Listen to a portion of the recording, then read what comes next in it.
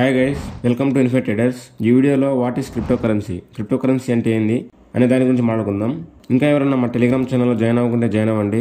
మా టెలిగ్రామ్ ఛానల్లో crypto, forex అలానే ఇండియన్ స్టాక్ మార్కెట్ ఏమైనా అప్డేట్స్ ఉంటే అన్ని కూడా పోస్ట్ చేస్తూ ఉంటాం. చూడండి, ఈ క్రిప్టోకరెన్సీ అర్థం చేసుకోవాలంటే మనం పాస్ట్ గురించి కొంచెం మాట్లాడుకోవాలి. చూడండి, కొంచెం పాస్ట్ చెప్తాను. బార్టర్ సిస్టమ్ అనేది ఉంది. చూడండి, బార్టర్ సిస్టమ్ అంటే ఏం లేదు. బార్టర్ సిస్టమ్ అంటే ఫర్ ఎగ్జాంపుల్ మీ కాడ బ్రెడ్ ఉంది, ఆపోజిట్ వాళ్ళ కాడ జామ్ ఉంది అనుకోండి. మీరు 2 బ్రెడ్స్ వాళ్ళకి ఇచ్చారంటే ఆ జామ్ నుంచి కొంత ఇస్తారనమాట. అంటే వాళ్ళ కాడ ఏమైతే ఉందో ప్రోడక్ట్స్ దాన్ని షేర్ చేసుకుంటారు. ఓకే, అప్పుడు మీరు బ్రెడ్ జామ్ 2 మిక్స్ చేసుకుని తింటారు, వాళ్ళు కూడా బ్రెడ్ జామ్ మిక్స్ చేసుకుని తింటారు అనమాట. ఓకే, ఇలా మీ కాడ ఏమైతే ఉన్నాయో వాళ్ళని షేర్ చేసుకుని, అంటే దీన్ని కూడా బైసిల్ చేస్తున్నట్టే దాన్ని బార్టర్ సిస్టమ్ అంటాం. ఫస్ట్ వచ్చేసి బార్టర్ సిస్టమ్, దాని తర్వాత గోల్డ్ వచ్చింది, దాని తర్వాత సిక్కా వచ్చింది, దాని తర్వాత నోట్స్ వచ్చాయి అనమాట. కరెన్సీ నోట్స్ మనం ఇప్పుడు వాడుతున్నాం కదా నోట్స్. దాని తర్వాత డిజిటల్ కరెన్సీ అంటే ఇదే బిట్ కాయిన్, క్రిప్టో అంతా కూడా. World War I ఆటోమన్ ఎంపైర్ యూఎస్ఏతో పాటు మీట్ అయినాడు. దాని తర్వాత చూడండి, ఇక్కడ జస్ట్ మీటప్ అయిందంటే. World War II వచ్చేసి అమెరికా కాడ ఎంత వెపన్స్ ఉన్నాయో, బిగ్ వెపన్స్ ఉంటాయి కదా, అవన్నీ కూడా 44 కంట్రీస్కి సప్లై చేసి ఆ 44 కంట్రీస్లో ఎంత గోల్డ్ అయితే ఉందో అంతా కూడా అమెరికానే స్టోర్ చేయాలి. అంటే ఇది హౌస్ అవ్వాలన్నమాట. గోల్డ్ కి స్టోర్ ఉంటుంది కదా కన్ఫర్మ్. ఇప్పుడు బీటీసీ ఎలా అయితే స్టోర్ చేస్తుందో యుఎస్ఏ గవర్నమెంట్, అలానే అప్పుడు కూడా యుఎస్ఏ గవర్నమెంట్ 44 కంట్రీస్ లో ఎంత గోల్డ్ అయితే ఉందో అంతా కూడా కలెక్ట్ చేసుకుని హోల్డ్ చేస్తుంది అనమాట.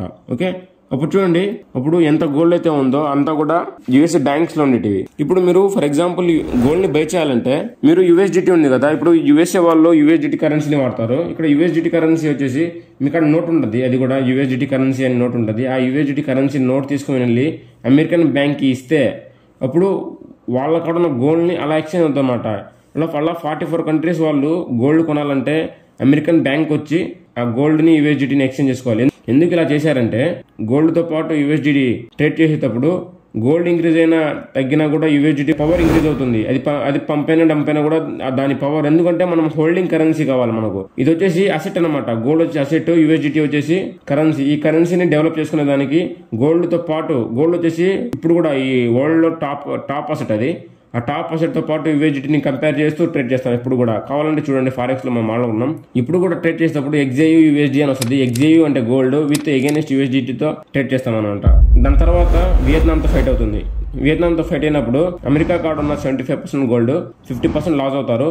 ఓన్లీ 25% మాత్రమే హోల్డ్ చేస్తారు. దాని తర్వాత వీళ్ళు ఏం చేస్తారంటే దాన్ని అంటే యూఎస్డిటీని ఇంక్రీజ్ చేసుకునే దానికి 1961లో సౌదీ అరేబియా వాళ్ళతో ఆయిల్ ఉంటుంది కదా, ఆయిల్ ఇండస్ట్రీ వాళ్ళతో మాట్లాడుకుంటారు అనమాట. ఈ ఆయిల్ ఇండస్ట్రీ వాళ్ళతో మాట్లాడుకున్నప్పుడు వాళ్ళ కాడ ఎంత ఆయిల్ అయితే ఉందో అది కూడా యూఎస్డిటీతోనే ట్రేడ్ అవ్వాలి అని వాళ్ళు కూడా కొలాబరేషన్ అవుతారు. గోల్డ్ లాగే ఆయిల్ కూడా, ఆయిల్ కొనాలన్నా యూఎస్డితోనే కొనాలి.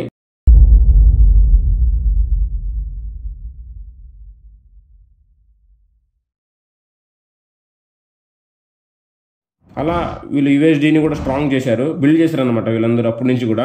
దాని తర్వాత 1971లో రిచర్డ్ రికెట్ ఒక న్యూ కరెన్సీ సిస్టమ్ ని ఫామ్ చేశాడు. నోట్స్, అవి మనం ఇప్పుడు వాడుతున్నాం కదా కరెన్సీ నోట్స్. ఇప్పుడు చూడండి, ఫర్ ఎగ్జాంపుల్ మీరు ఒక జాబ్ చేస్తున్నారు, 2 years జాబ్ చేశారు, మీ అకౌంట్ లో చాలా బ్యాలెన్స్ ఉంది. కానీ సడన్ గా మీ రిలేటివ్స్ కానీ యాక్సిడెంట్ అయింది. చూడండి, ఇప్పుడు మీకు డబ్బులు కావాలన్నమాట. మీకు ఇంకా హాస్పిటల్ బిల్ పే చేయాలంటే కన్ఫర్మ్ గా డబ్బులు కావాలి.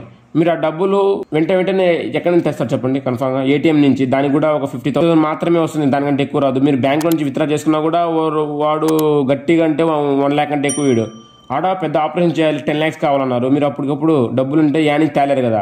మీరు సంపాదించిన మనీని మీ బ్యాంక్ అకౌంట్ లో, మీ నుంచి అంటే మీ బ్యాంక్ అకౌంట్ లో ఉన్న మనీని మీకే ఇవ్వలేకపోతున్నాడు అనమాట. దానికి కూడా క్రైటీరియా పెట్టాడు. అంటే లిమిట్ ఇంత మాత్రమే, అంటే ఇంతకు మించి కూడా ఎక్కువ తీసుకోలేడు.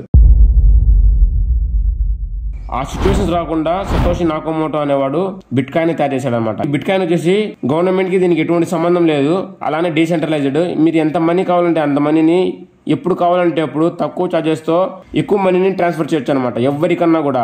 Okay, all over the world వాళ్ళు ఒక వ్యాలెట్ అడ్రస్ ఇస్తారు. ఆ వ్యాలెట్ అడ్రస్ కి బిట్ కాయిన్ వచ్చేసి మనీ రూపంలో మీరు ఎంత కావాలంటే అంత ట్రాన్స్ఫర్ చేసుకోవచ్చు అనమాట. అలా సతోషి నాకమోటో అనేవాడు ఈ బిట్ కాయిన్ ని తయారు చేశాడు.